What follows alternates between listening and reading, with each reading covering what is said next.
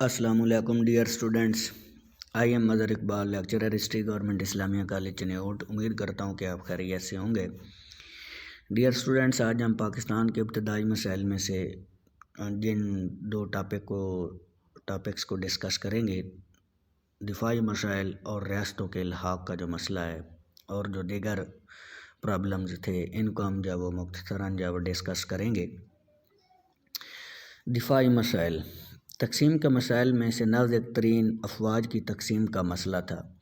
برطانوی حکمران جو برصغیر کی افواج کی کارکردگی سے بہت متاثر تھے۔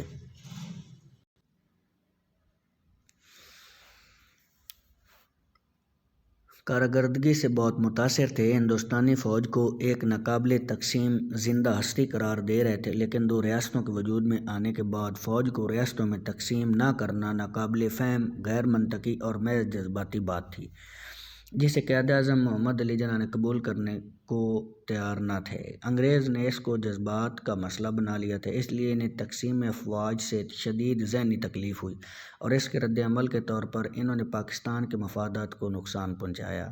اپریل 1947 میں جب لیاقت علی خان نے فوج کی تقسیم کے لیے فارمولہ مرتب کرنے کا مطالبہ کیا تو سردار بلدیو سنگھ اور commander in chief field marshal Auchinleck نے اس تجویز کی مخالفت کی اور اسے ٹال دیا۔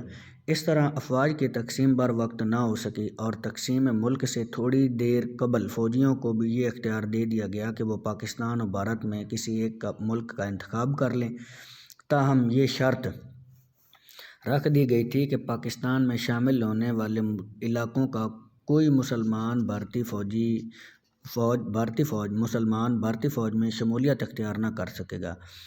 تقسیم افواج کے لیے 7 رکنی کمیٹی بنائی گئی تھی، جس کا سربراہ فیلڈ مارشل اکنیلک کو بنایا گیا تھا اور اس میں تینوں افواج کے سربراہوں کے علاوہ اعلیٰ ہندو اور مسلم افسر اور بھارتی حکومت کا نمائندہ AGS بالجا اور پاکستان کا نمائندہ چودھری محمد علی بھی شامل تھے۔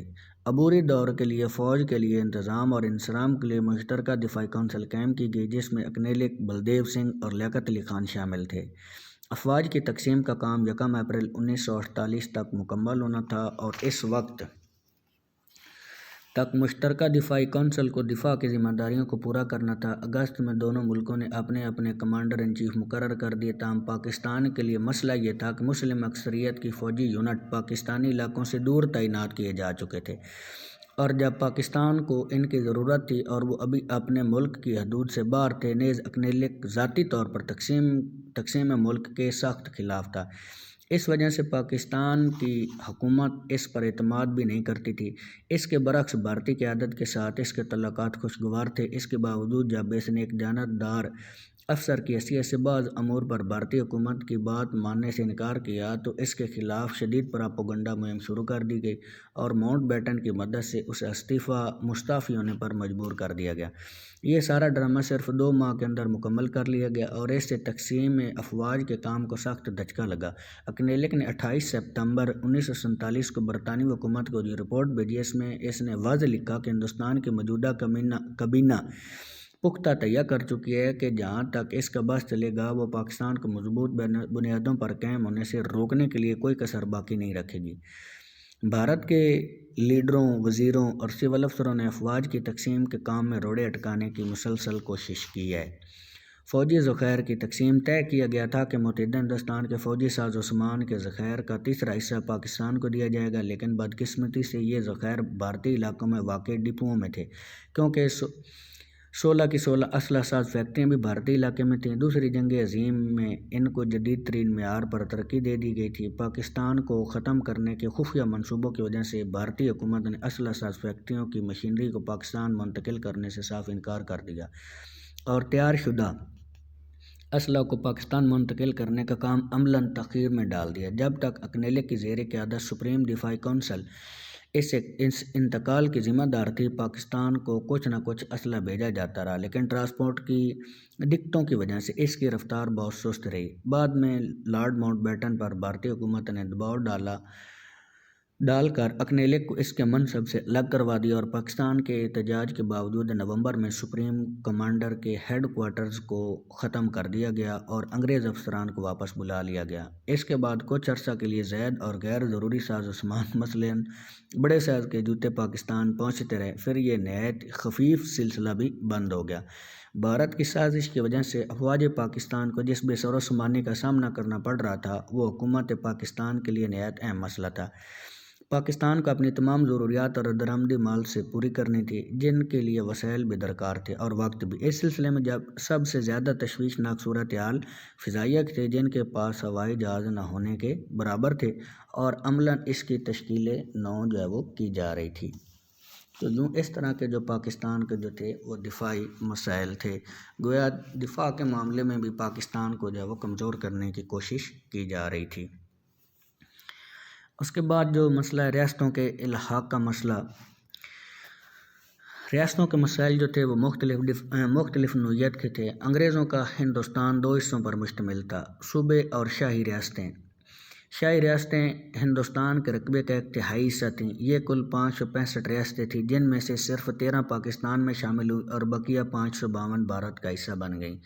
ان میں سے چار ریاستیں پاکستان اور بھارت کے درمیان تنازع بنی یا ایک جنگ یا مستقل جو مسائل کا سبب بنی۔ ان کی تفصیل کچھ یوں ہے۔ حیدرآباد دکن رقبے کے لحاظ سے برطانوی ہند کی بڑی ریاستوں میں سے تھی۔ اس کا کل رقبہ 83,143 مربع میل تھا۔ اس کا حکمران مسلمان لیکن رعایا کی اکثریت ہندو تھی۔ البتہ اس کی ثقافت مسلمانوں کی پروان چڑھائی ہوئی تھی، اس لیے اس کی پہچان اسلام سے جڑی ہوئی تھی۔ اس کا حکمران نظام کہلاتا تھا۔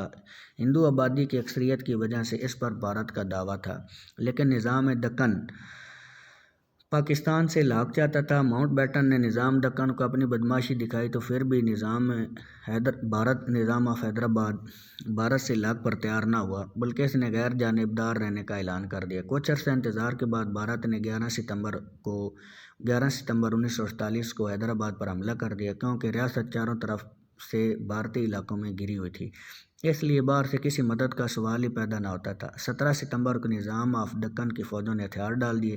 اس طرح ماؤنٹ بیٹن نے ہندوستان کی سب سے بڑی ریاست بغیر کسی تردد کے بھارت کی جولی میں ڈال دی اور بھارت ڈکار لیے بغیر اسے ہضم کر گیا۔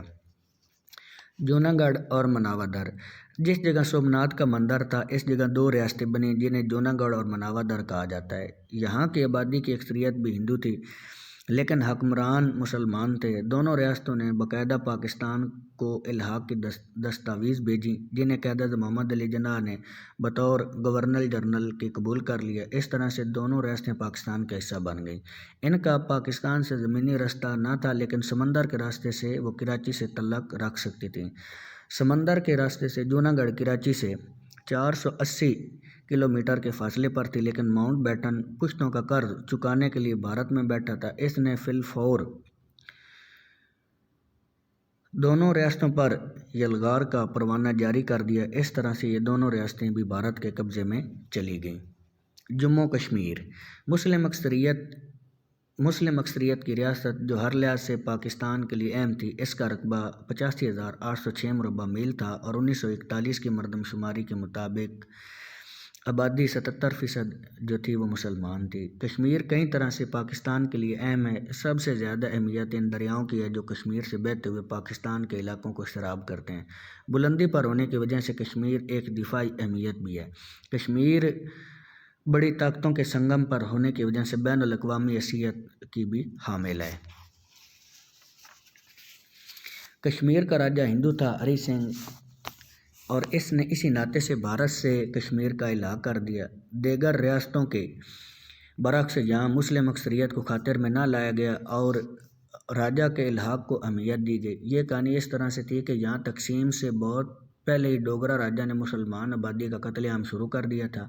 عام مسلمان اس صورتحال سے بچنے کے لیے پاکستان کے علاقوں کی طرف ہجرت کرنے لگے، جن میں ضلع پونچھ میں موجود برطانوی فوج سے فارغ شدہ فوجیوں کی ایک بڑی تعداد نے راجہ کی فوج کے ساتھ جنگ شروع کر دی تھی۔ اس پر راجہ کو بھاگتے ہی بنی۔ اس کے پاس اس کے سوا کوئی چارہ نہ تھا کہ بھارت سے علاق کر کے اپنا بچاؤ کرے۔ یہ علاق 27 اکتوبر 1947 کو ہوا، جس کے بعد بھارت نے اپنی فوجیں وادی میں اتارنا شروع کر دی۔ اس صورتحال سے نمٹنے کے لیے پاکستان کے قبائلی علاقوں سے مجاہدین کی ایک جماعت تیار ہوئی اور لڑنے کے لیے کشمیر پہنچ گئی۔ ان میں سے کئی ایک کے پاس ہتھیار نہ تھے۔ جب ان سے پوچھتے کہ کیسے لڑ گئے تو جواب دیتے کہ دشمن سے جا کر لے لیں گے۔ ان قبائلیوں نے پاکستانی فوج سے مل کر بھارتی فوجوں کو ناکو چنے چبوا دیے اور دیکھتے ہی دیکھتے سری نگر تک کا علاقہ اپنے قبضے میں لے لیا۔ سری نگر پر قبضے کے لیے بختر بند گاڑیوں کی ضرورت تھی۔ بدقسمتی سے ان کا انتظام نہ ہو سکا۔